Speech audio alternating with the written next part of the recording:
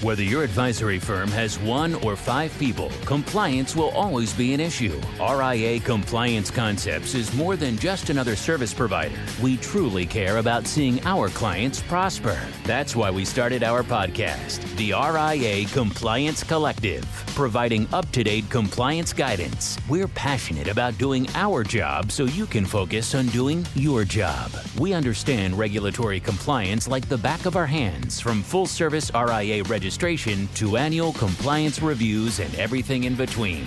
We're here to get you there. Hey everyone, welcome back. I'm Megan Campbell. We have the whole team on again today for another campfire discussion. Hey Ivan, hey Colin. Hey Megan. Hey Megan. So this is our last episode of season 2 of the podcast. So far I've liked everything we've done, and we've done a few clearing the airs like this one. And we're back today. We're going to discuss some timely topics for y'all. You know, we like to dig into topics that we as consultants frequently get asked about, or that come across, our emails and news feeds that we find interesting. Today, we're going to give you another update on Form CRS. We're going to talk about some scams, some senior-related scams that are out there, as well as maybe some cyber-related scams that you want to be aware of. Also, it is December as we're recording this, and with annual amendment season quickly approaching, we're going to discuss how to properly calculate your regulatory assets under management. Are you guys ready? Let's do this. Yep, I'm ready to go. So first, like I said, we have a real quick update on Form CRS. As you all know, Form CRS was adopted by the SEC as part of Regulation BI, and the deadline for filing is June of 2020. There are 2 very important things that we want to note for our listeners. First, most of our listeners are independent RIAs and not duly registered as broker-dealers. So because of this, it's important to note that the Form CRS for RIAs can only be 2 pages long. Now, duly registered entities that are both BDs and IAs, they get a whopping 4 pages to make all their disclosures on. But as an independent RIA, you are only allowed to have 2 pages. So we wanted to make sure that was crystal clear. And secondly, at the time of this recording, most state securities regulators have not yet adopted the Form CRS into their laws and rules. And that's important to know because adopting the form is what makes it a requirement for you to file if you are a state-regulated RIA. So what this means is that state-registered RIAs are not obligated to file a Form CRS yet, at least for most states. Now, most states that we've contacted, Ivan, is it all states that we've contacted so far? A majority of the states that we do business in. Most of our states. So we've contacted most of them. I don't think we've heard back from all of them yet. But as of this recording, most states that we've contacted that have come back to us are either in the rulemaking process or they're going to start that rulemaking process after the start of the year. So what I would do if I were you, if you're a state registered RIA, one is maybe contact your state regulator to see what they're doing. And also just to stay up to date with what your regulator is doing, we highly recommend you sign up for email updates. So you can either go to NASA's website or go directly to your regulator's website and sign up for those email notifications. And this way you can kind of stay up to date as to whether or not your state regulator is adopting that Form CRS, because it's highly possible that all the states will. It's just as likely to happen that not all the states will. So it's very important to stay up to date on what your state is doing. Now, Ivan, I know we've seen a few risk alerts come across our emails. Can you touch base regarding a few of those? Yeah, I mean, one of the ones that I wanted to talk about today was the one that just recently came across from the SEC regarding spoofing CD websites. Apparently, that's a big issue right now where some investors or the investing public are being pointed to spoofing sites where they're signing up for CDs that are fraudulent. In a sense, they are basically just stealing your money. There are some signs that you can look for when you're looking at one of these sites. One, obviously, if the interest rate is too good to be true, it probably is. That's one of the things you need to be skeptical about. Number 2, you have to make sure you do your due diligence on the company itself, just making sure that it's an actual company. The other part of the risk alert that has been provided by guidance from the SEC is that you look at the wiring instructions. If it's wiring to some entity that's not affiliated with the firm that you're buying the CD from, and it's outside of the United States that you're wiring this information to, that your bank account information and all of that stuff, then it's probably something that's fraudulent. And it's very easy nowadays to, as part of the cybersecurity reasons, that there are, hackers are getting more and more sophisticated in their means. So spoofing a site, common site for something like this is not uncommon. It's just one of those things you just definitely have to make sure you do your due diligence before you even pull the trigger and trying to invest in or buy a CD from an online entity. Yeah. Ivan, you bring up CDs, and that just brought up a story of mine. I wanted to touch base on senior scams and that sort of thing. Leading the examination against Stanford International Bank and the broker-dealer, they were selling fraudulent CDs that were being misrepresented by their reps. And I sat there on countless sad phone calls. And I remember one guy who said he retired from IBM, a millionaire, and now he has to work at Walmart to be able to put food on the table. So that was just a tragic instance all around. And that was a really hard time for the industry and for their customers too. And there's a lot of things that advisors can do in order to help better serve their more elderly clients, to help prevent them from falling prey to bad agents, if you will. Years before they start declining in age, or when they start getting up to that level, make sure that they ID somebody that they trust and that you can go to and ask questions to if you're thinking that your client might actually be in diminished capacity.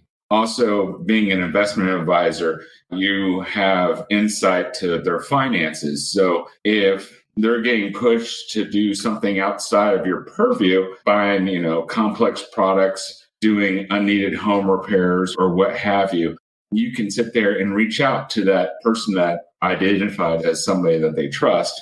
And later you can possibly have that person sign a durable power of attorney to be part of the decision-making possibilities for their investments. Trust would be a good avenue to do if the co-trustee needs to pay bills or what have you. That's established there to be able to make sure everything's taken care of for your client. And if you suspect something's bad is going on, you can always, FINRA allows firms to pause up for 15 days any disbursements. Of course, contact that person that you develop trust with that account, notify the appropriate authorities, train their staff to be able to cite any diminished capacity. And you might have to even contact some attorneys or what have you to make sure that your client's being taken care of. So this is kind of an ongoing thing over the past couple of years. And finally, the states and the SEC has really come to recognize that this is a growing threat. And we have a whole generation that's in the middle of retirement right now with the baby boomers. So that's pretty much what I wanted to touch on for our conversation today. And that's something that you just always, when you're looking at things, the common mantra to all of these types of potential scams or whatnot that people can come across is, if it's too good to be true, it probably is. It just boil it down to in one phrase. If you come across a site that's offering a 10% return on a CD, that's unheard of nowadays because of the interest rates being so low. So if it's something that's touting something like that, it probably is too good to be true. You see this stuff all the time. The other day, I don't remember the name of the company or whatever, but on Facebook, I was just looking on Facebook, my personal Facebook account. Someone was offering investment returns and saying they were promising an interest rate payment of, I think it was between 10 to 20% return interest rate payment back for, I think it was an oil and gas offering or something crazy. It's just crazy. If you see stuff like that, you got to think, just look at the current market when you just get a CD or a money market account, what the interest rates are for those things. And just take a pause for a minute and think, okay, if the market's only paying 1 to 2% interest, or not even 2% now, I don't think, on a savings account or a money market account or a CD or whatever, and this is saying it's going to guarantee 10 to 20%. That's one red flag. Number two is that they're guaranteeing something. Can't guarantee anything nowadays. It's just unheard of. On the finance business side of things, it's strictly forbidden.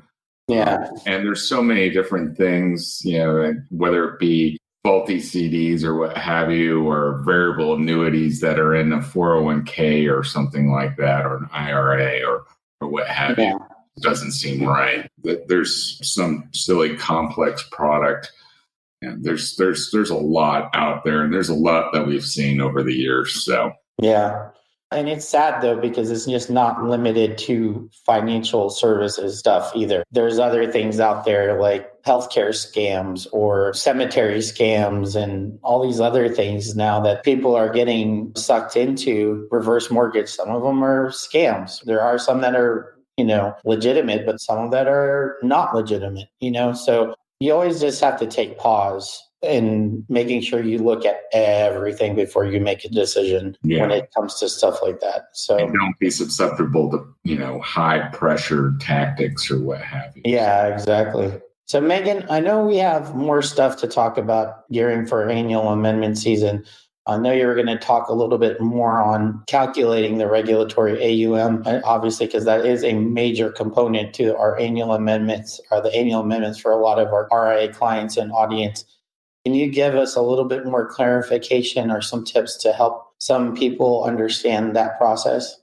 Absolutely. So yeah, like you said, calculating your AUM and disclosing it, reporting it is one of the most important updates in the course of reporting your annual amendment.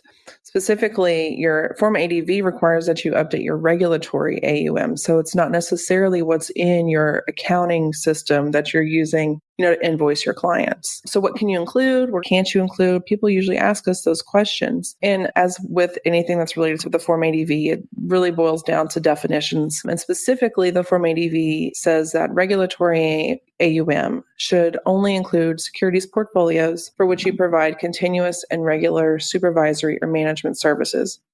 Now, there are two important aspects of that definition. And the first is, what is a securities portfolio? And the second is, what constitutes continuous and regular supervisory or management services? Now, the securities portfolio is usually a fairly easy bar to meet. It includes all accounts where at least 50% of the total value consists of securities, and that includes cash, cash equivalents, and even assets that are in private funds. So pretty easy bar to meet for that first part of the definition. The bigger questions that we get, I think, come from the latter part, because you want to accurately disclose the assets that you're actually managing. You don't want to overstate and you don't want to understate your AUM, because if you do overstate your AUM, when the regulators come in to do an audit, they will ding you for it. And I know the SEC has been doing that more regularly now as well. So, as with everything else, there's another definition, or at least some criteria, of what constitutes this continuous and regular supervisory or management service. So one, you either have to have discretionary authority over the account and provide ongoing supervisory or management services to that account. Or if you don't have discretion, you have an ongoing responsibility to make recommendations of securities to your client. And if your client accepts that recommendation, you have the responsibility to either arrange or effect that transaction. And now it seems pretty straightforward to most people, but there are a few situations that we come across that aren't really so cut and dry. So let's go over them pretty quickly. So I know one of the questions we get asked is regarding 401k assets. You're providing advice on those. Can you count them? Usually the answer to that is going to be no, not unless you have the authority or capability to affect the trades on those plan assets, which is usually not the case, right? If you can't affect the trades, that doesn't meet that second prong of the test of ongoing and regular management services, part of the definition. So you can't count it for reporting purposes. Something else that we come across, a lot of people are using third-party managers. They're offering, a manager of managers service out there. You can count assets that are managed by a third party as long as you still maintain the discretionary authority to hire and fire the manager on behalf of your client, or you have the discretionary authority to reallocate your client's assets among various TAMPs. Now, if you have to request your client's permission to do the hiring and firing or reallocating, then you cannot count those for reporting purposes. It really just boils down to the language that's in your client agreement and the agreement with your third party. So if you aren't sure, I would highly recommend you double check those agreements before you start reporting that AUM. Because we've had people that either were reporting it that shouldn't be because they don't have that discretionary authority, or we've had clients where it was the opposite and they could actually count that AUM, then you have a higher AUM that you get to disclose. We also get questions about other assets that you advise on. So maybe you're a plan consultant or you have clients with other held away assets that you advise on. With those, again, if you don't have discretionary authority and you can't implement your recommendations, you can't count those. It's also important to note that even if you do have discretionary authority over your client's assets, that doesn't necessarily mean that you can count the assets. You still have to provide that ongoing supervisory or management service. Basically, you can't set it, forget it, and then count it. You're still obligated to provide your supervisory and management services in order to count your assets. So if you have some discretionary accounts that are in a more passive investment strategy, make sure that you're documenting how you monitor those accounts on an ongoing basis throughout the year, just so that if you're counting those assets, you can show the regulator that you are providing those additional services. Did you guys have anything else to add to those? Those are the higher questions that I typically get asked. No, I think you covered the basic ones that we always get questions about. And obviously, just shameless promotion for us. If you have questions, just feel free to give us a call or visit our website or hire us to help you with your annual amendment, obviously. Anyway, just shameless promotion right there. 8:30 Wednesdays on NBC. Yeah. So, guys, I know we're going to wrap up here quickly, but I just wanted to throw this out there, and Megan, Colin, you guys can chime in. What are your hopes and dreams for 2020 compliance-wise? What are you looking forward to next year regarding anything in compliance that we may be facing or dealing with?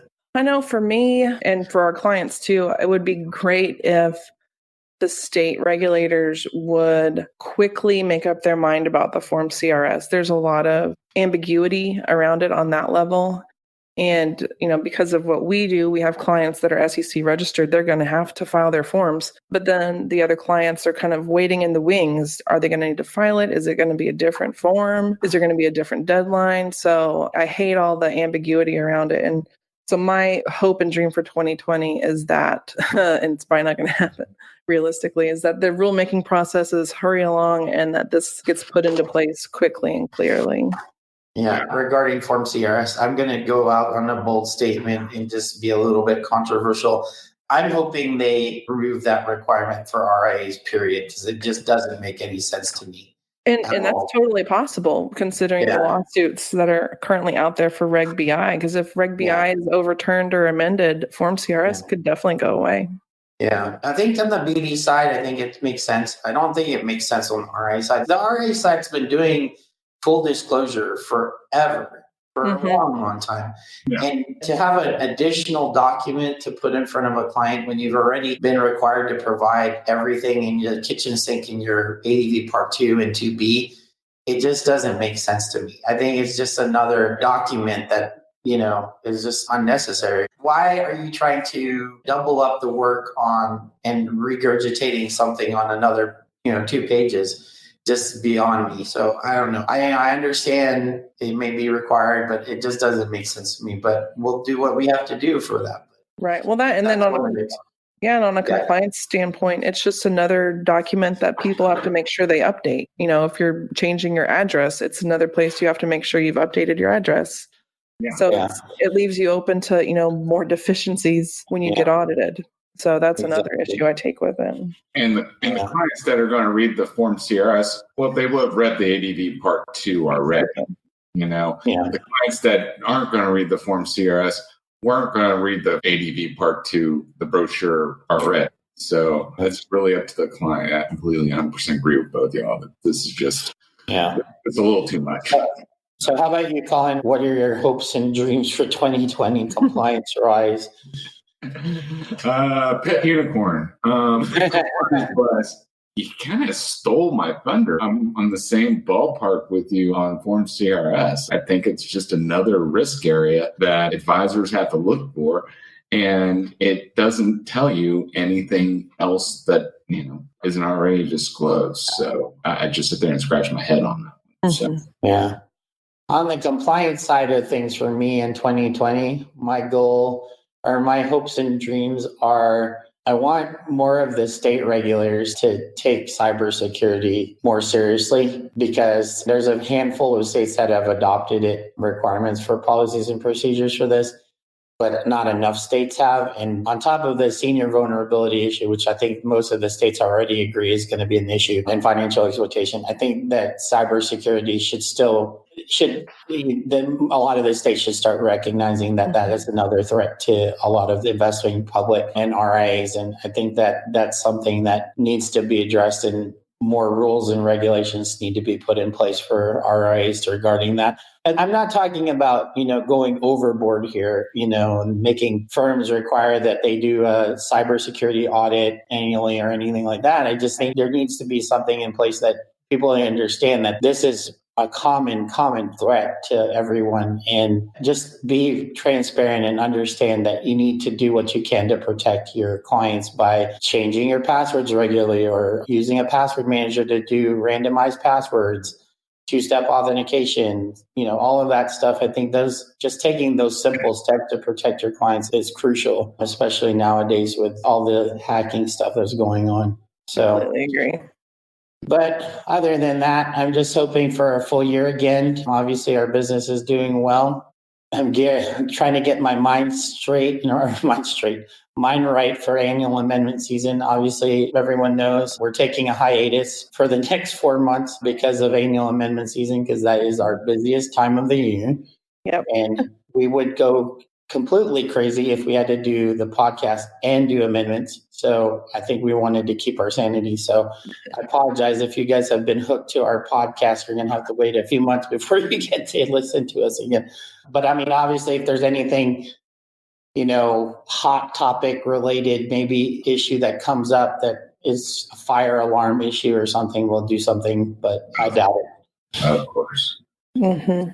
All right. Well, obviously, guys, thank you so much, Colin, Megan. You guys have been amazing this year on the podcast. We've come up with some really great topics, and we've had some really, really great guests come on. We'll start working on laying the groundwork to figure out what we're going to do next year during our hiatus. But with that being said, Megan, I guess will take us away.